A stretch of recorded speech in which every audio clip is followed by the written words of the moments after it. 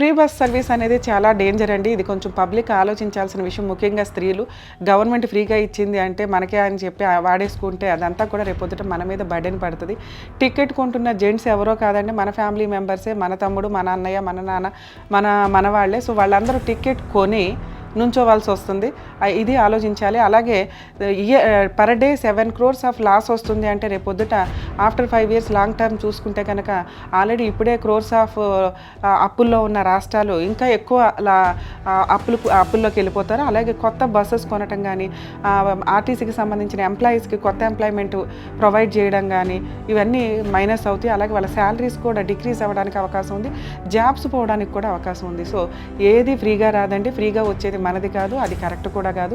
మన ఎనర్జీ పెంచుకొని, మనం శాలరీస్ పెంచుకొని, మన ఇన్కమ్ను పెంచుకునేలాగా ఉండాలి. కానీ గవర్నమెంట్ ఫ్రీగా ఇస్తుంటే వద్దు అని చెప్పాలని నా ఉద్దేశం.